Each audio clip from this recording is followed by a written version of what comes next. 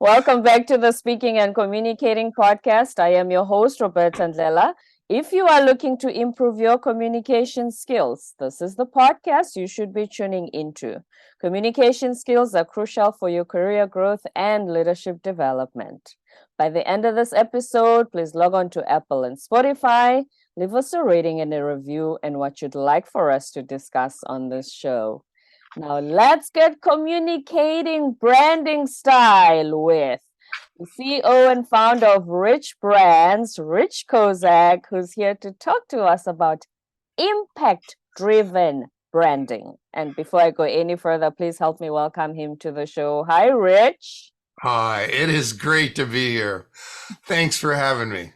Thank you for being here. Your name, Rich. It smells of abundance.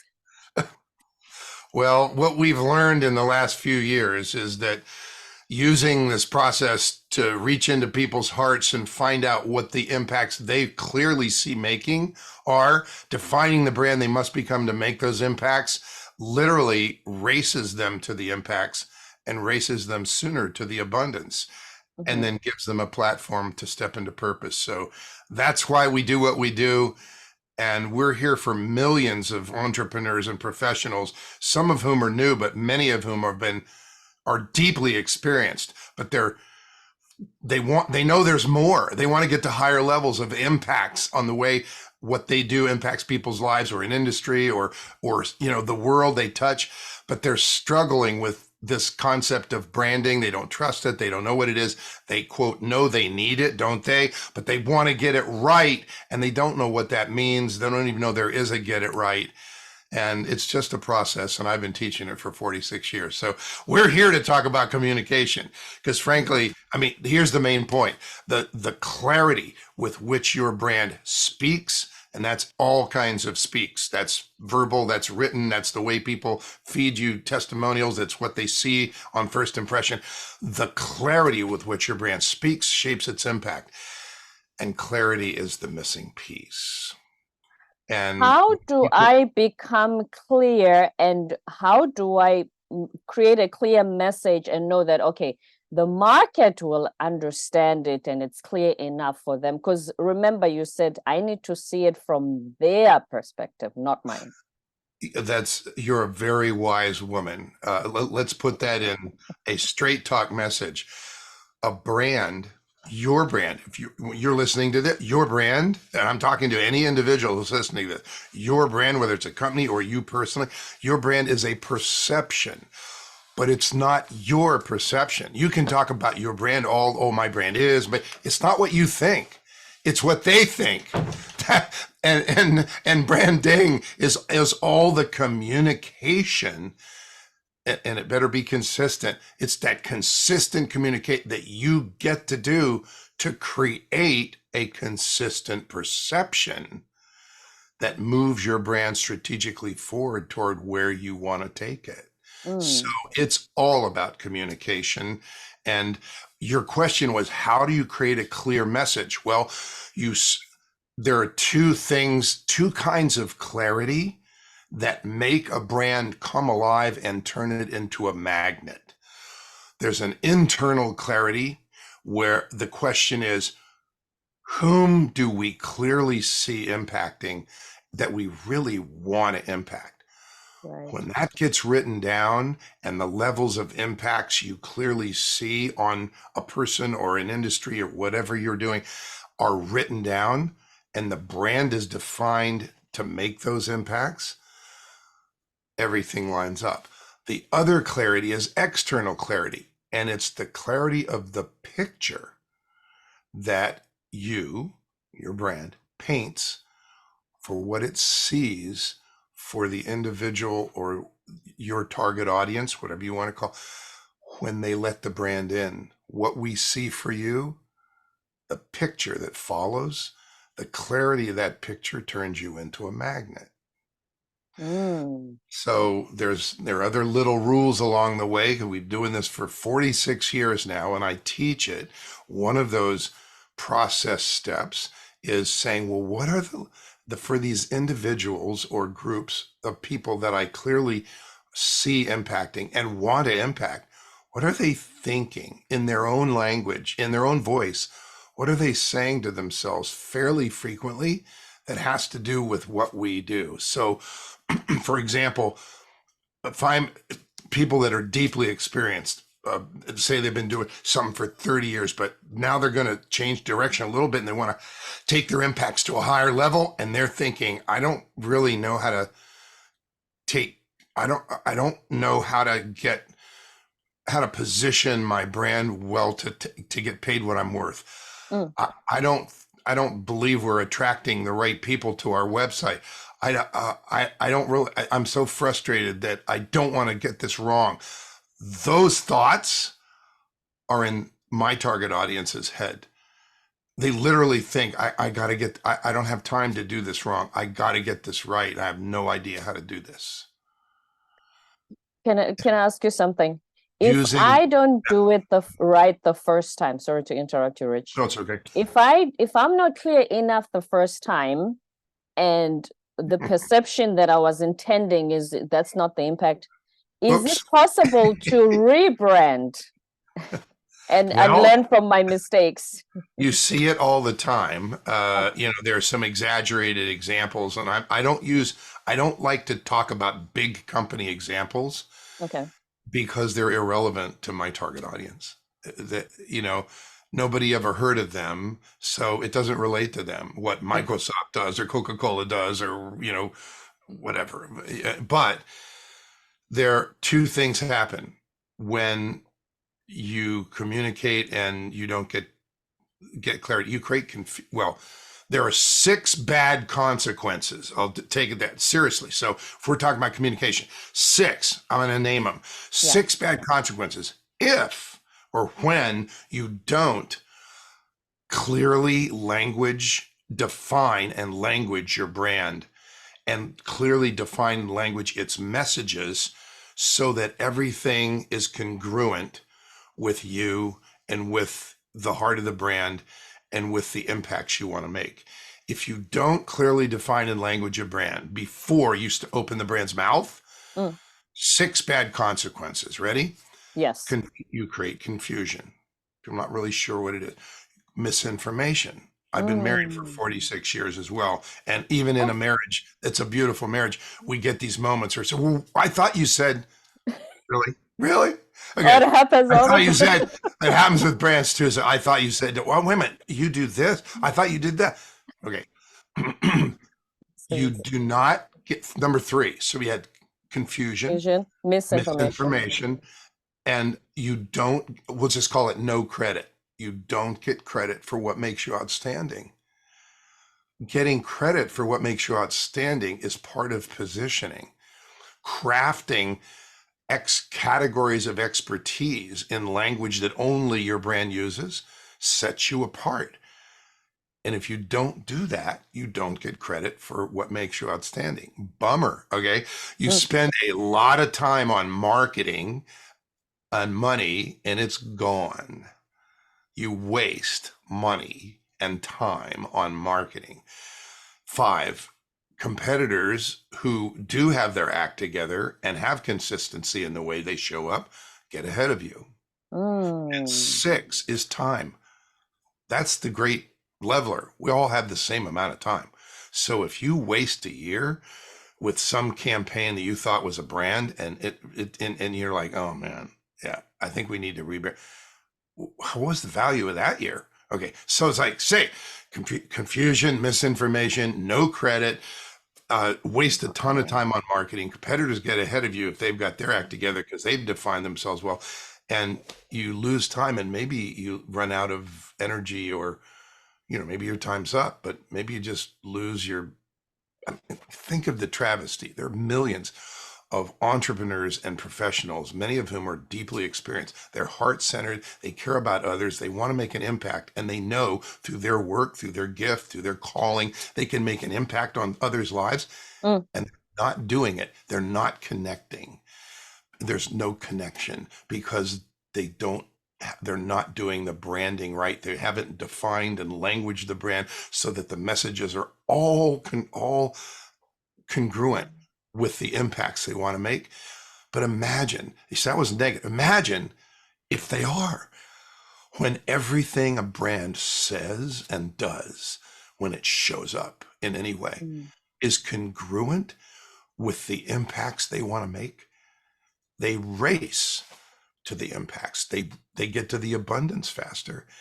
And that branding activity creates a platform for them that makes it much easier for them to step into their purpose. And we all have God-given purpose. And Right. why we're in our businesses, I have clients who are doctors and people who run diversity, equity, inclusion in law firms, and people who are coaches and people who are speakers and authors, people that deal with mental wellness. It's like it's across the board. It doesn't matter what a person is doing. If they are impact driven, if they're heart centered, and they do this work in this way, it always works because Mm. the brand is defined to be the brand it must become to make the impacts. And that's what aligns everything.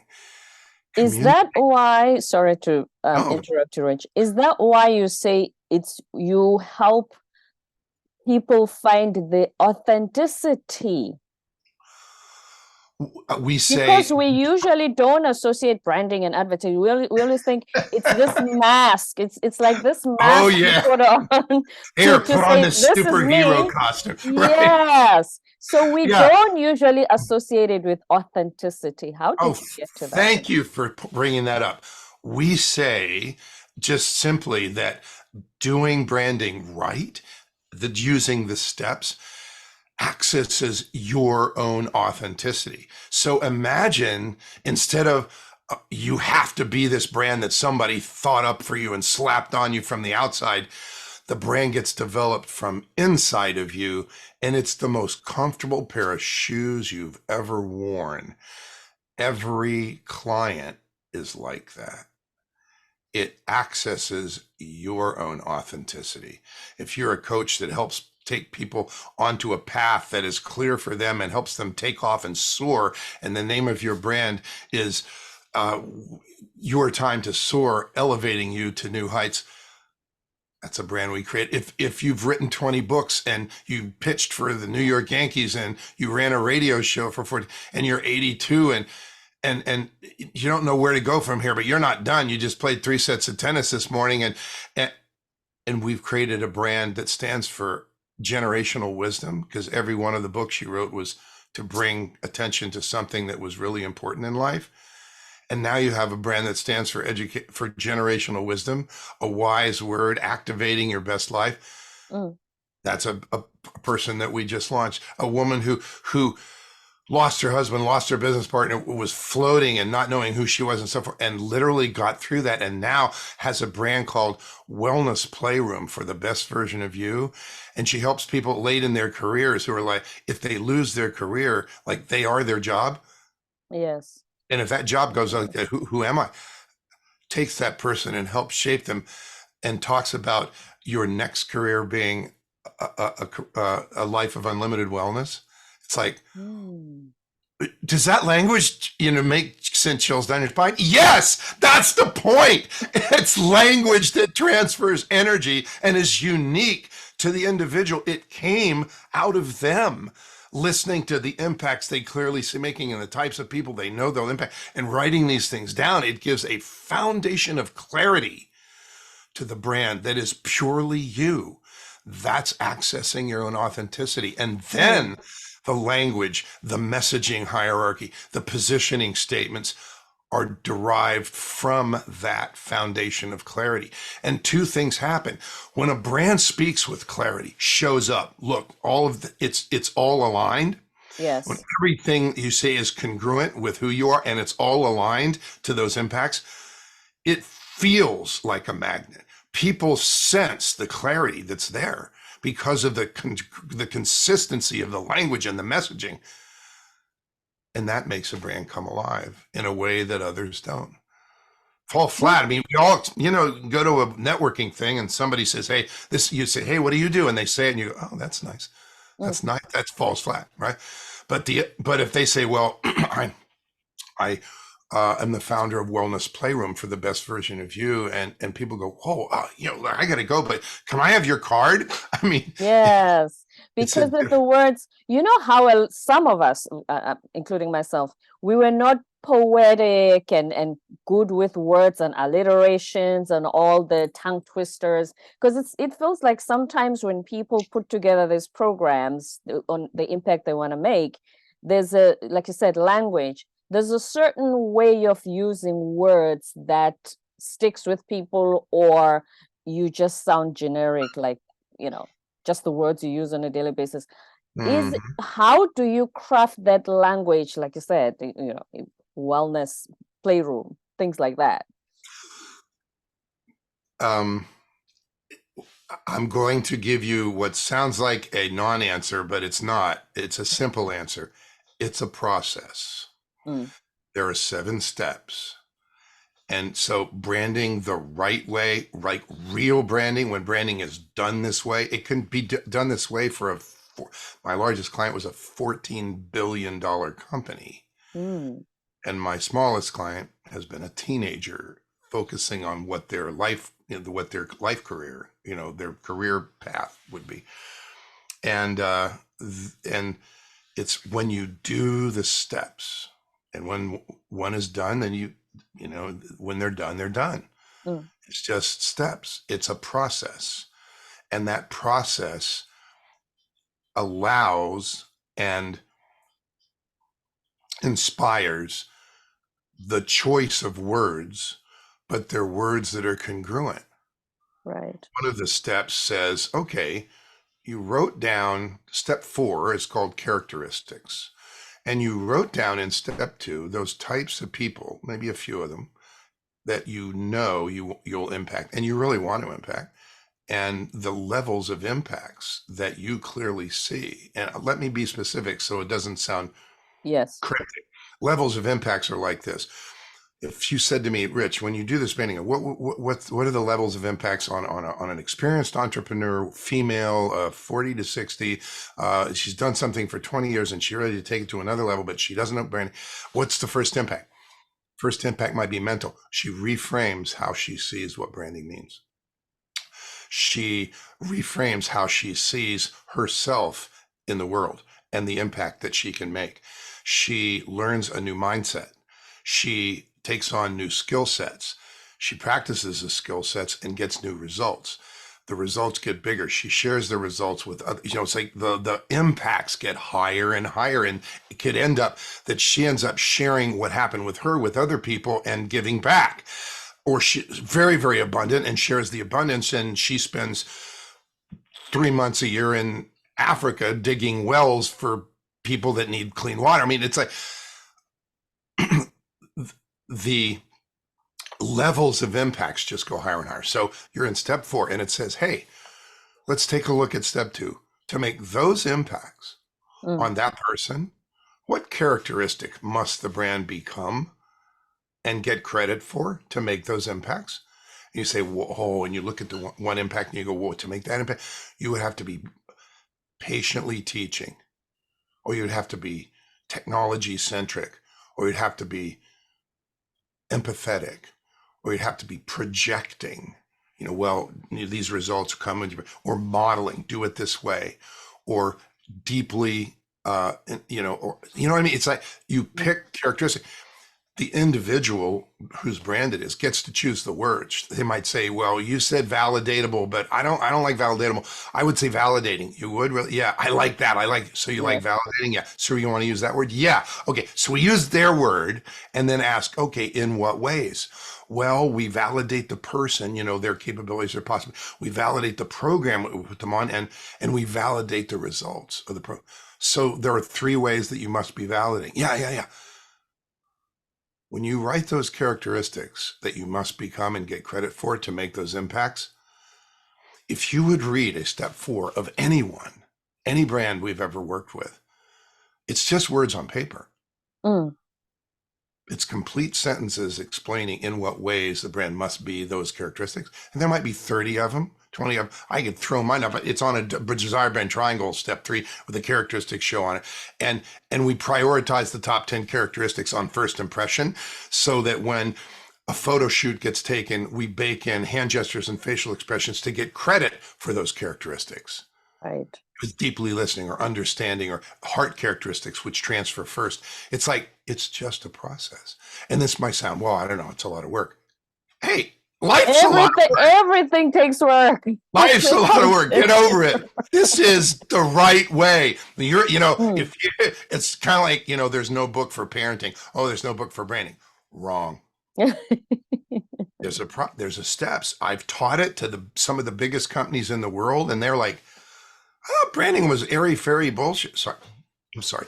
But just marketing. We're in marketing, advertising. Oh, you're gonna be on TV and say, these are my services, call me. Yeah. And the CEO, he's a finance guy, or he's an attorney, and they don't have a lot of, they think marketing is like something you have to put up with, it's like, and branding is like part of it, but then you go, look, you guys are building, platforms in the North Sea. It's a process, it's steps, it's project management. So is branding, same thing. And that's what I taught for years as I, was on global brand teams and working with big companies. And now we use the same process with individuals, and it gives them access to their own authenticity. So the brand is them. Well, my mom was an English teacher. That's a predicate nominative. The brand is they, but nobody talks like that. So, yeah. Anyway, you said you were an English teacher too, right? In South Korea, I did. Yeah. I love that. Right. And so when I'm authentic about my brand, is then the audience, my target market, gonna feel that authenticity based on the process I've gone through? Always. Or because we always think it's the fluff that sells. I think that's where a lot of us get stuck. We think it's the fluff that looks pretty. No, let's take a couple of words and stick a sword in them, okay? Fluff is not what you want. Have you ever heard somebody, they're talking about the words and they say verbiage? Yes. Okay. And it's had an I in it. Verbiage is the word, verbiage, but they say verbiage because they mispronounce it. Verbiage. Okay, fine. Well, verbiage means highly technical and unnecessary language. It's like verbiage is not your friend. Verbiage is your enemy. Verbiage is not what you want. So it's like verbiage, fluff, all those words that people think that's not what you want. It creates confusion and misinformation. Right. What creates the magnet is the clarity that you have internally of whom you clearly you can impact. And those things, those characteristics and those categories of expertise you must get credit for to make those impacts. The purpose of marketing and communication becomes getting credit for those.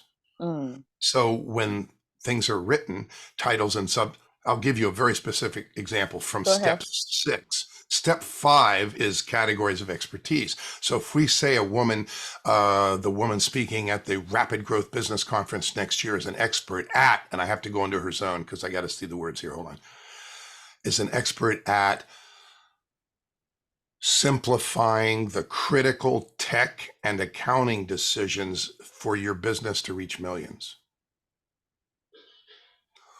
Oh, when was that? Yeah, I see that. Okay, right. Well, can you tell that she has a bookkeeping business that she has 15 people that work for, and she's been doing bookkeeping forever and ever? But she knows how to teach people who are in high growth businesses how to rebuild their tech stack so that central hub of General Journal and all the stuff that gets attached to it these days is going to work seamlessly and beautifully when they're in rapid growth instead of falling apart and they go into a deep hole. And now it's like bookkeeping. Huh? That's not bookkeeping. So her number one category of expertise is simplifying the tech and accounting decisions for your business to reach millions. Simplifying the critical tech and accounting decisions for your business to reach millions. Now I understand that. I want to do that. So that's a category of expertise. Who else says that? Nobody. She says that. That's her brand's number one category of expertise. So on that, it's a spreadsheet. Underneath that header are titles and subtitles of content written in the language of the brand from the characteristics we talked about in step 4. So you can't use so if the brand is patient, you can't say, do it now, do it now, do it now. You can't be incongruent with your characteristics. You must be and get credit for them. So titles and subtitles of content that give credit to the brand for what's at the top of the column, your category of expertise. Mm-hmm. And there are different angles about, rapid growth and critical tech and accounting decisions. Do my tech and accounting people, do my tech people and my have to talk together? Well, when they do, this is what, it's like there are all these little, and you have titles and subtitles of content written in purely congruent language that give you credit for your category of expertise and give you a roadmap for content for 2 or 3 years while the brand launches and establishes itself. What? Okay, people don't understand. It falls into place when you use the process. The language is created and used, and what you're doing is you're getting credit for what you must get credit for. So instead of saying, well, what kind of, because people struggle. We hear all the time, what kind of content do my target audiences really want? What kind of content is really going to work for my brand? Well, let's put it this way. When you wrote down those people you clearly want to impact, and you wrote down their thoughts in their mind that they're saying in their own voice, if you bait your marketing hooks with their care about language, that's going to help. You know what I'm saying? It's like they'll go, oh my God, they're in my head. Oh, they really understand me. These are my people, right? It's like it's just it lands. It's just a process. Please. It's not trick. It's steps. So that's why I'm writing the book, the Impact-Driven Branding, 7 steps to ensure your brand impacts people's lives and the world. When you do the steps, things happen. And when a brand is clearly defined and languaged in a consistent way with unique language that transfers energy in the way it states its categories of expertise and the titles and subtitles of content. Oh, I really like that. It comes alive uniquely and gets credit for what makes it outstanding. And it gets credit for those characteristics that it must get credit for to make its impacts. And it gets credit for the categories of expertise that it must get credit for to make its impacts. And what do you think happens? It makes its impact. It races to the impacts. So I feel like a broken record. Accelerate, abundance, and are we getting this? Everything, yes.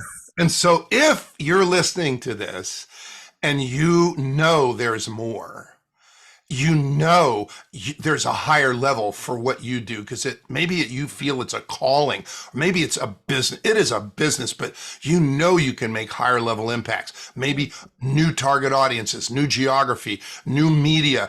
Maybe it's higher level in terms of connectedness with spirit, or stepping into your purpose, whatever that is for you. And you don't want to get it wrong. You want to get it right. Please take advantage of this. Literally, I say to people, I know, I'm not going to tell you how old I am, but I've been doing this for 46 years. 46 years you've been doing this, yeah. You can do some math, and I feel like I'm 30. Okay, and I've got a bunch of energy, and I'm not going to stop. I get to do this work. I get to help people who have great impacts to make, raise the level of their impacts, and step onto a path to purpose. Praise God. We're all here for a reason. What a great thing to do. And today, this work I do, it doesn't feel like work. I'm not kidding. I work with individuals. It feels like love. Yeah. And that's how I know it's exactly what I'm supposed to be doing. So you might think Question on that. Yeah. Sorry, Rich. Question on that. If your work feels like love, would you say anybody following this 6-step process, they will then get to work and it will feel like love? I think the probability is much, much higher. I'll say it in a way that might translate a little bit better. When people feel they have to, somebody slaps a brand on them, they paid somebody some money and now they have this brand. Now they have to wear a secret super suit, and call themselves the this or that. And they feel There's a feeling of disingenuousness. There's a feeling of conflict because it's not really that, well, it's not really me, but I have to do this. That thing just goes away. Yeah. You'll never feel that. You'll feel that this is absolutely, completely congruent with you. That's the difference. So, will your work feel like love? It might already. I mean, for many of the people that I'm back for, and it literally could be millions. We're just beginning to reach out and show up in bigger ways to give people worldwide access to this process and to the steps and to their own authenticity. So it's not up to me how big it goes. I'm pointing up to the God I work for. Okay. It's not up to me, but that's okay. We're gonna show up, and it takes the disingenuousness out of the equation and makes it absolutely genuine to you. It absolutely connects you to what's authentically you and what's in your heart, and the vision you see for impacting for yourself. Yes, and the impact you're gonna make. But chances are the answer is yes, and I hope that for you. My prayer is that you do have that feeling. I feel like the luckiest man in the world having that feeling. I mean, there are a lot of people that just hate their job, feel like they're on the hamster. It's like my heart goes out to them. For those that are doing something that they love and they want to take it higher and they know there's more, those people particularly, I don't turn anyone away. You literally can jump on my calendar. You can go to the website, richbrands.org, and it says, talk to Rich for 30 minutes. I'm not on a yacht. I'm not on a beach. Probably should be. I'm on Zoom, baby. RichBrands.org. Yes. Jump on a call with Rich. This energy that everybody can feel right now, that's exactly how your call is going to be. Very energizing, Rich. Thank you so much for being here. I would like to invite you in the future because I think there's so much more that we didn't cover today. It would be my delight. You're right. There is a lot. And with your background and with what we're doing, even if it's just examples, like the next book is probably going to be called Impacting Humanity, Stories of Impact-Driven Brands. So, when people realize it happens over and over and over, and it happened to her and it happened to him and it doesn't matter what you're doing. It starts to get very, very real and be a wonderful thing to aspire to. And I hope people don't wait. I do. Time is of the essence. We don't know how much time we have. So let's make this is not about, if we're going to summarize this, here's the summary. This is not about branding. This is about, we're all in this life for a reason, and we all get to make the most significant impacts we can with the gifts we've been given. That's what this is about. Words of wisdom from Rich Kozak, the founder of RichBrands, richbrands.org for your impact-driven brand. Thank you so much for being here. And I mean it when I say come back. There's so much we didn't cover today. Thank you for being here, Rich. Well, you are very welcome. It was great. And I look forward to being here again. Excellent. You're most welcome to return. Don't forget to subscribe, leave a rating and a review on Apple and Spotify, and stay tuned for more episodes to come.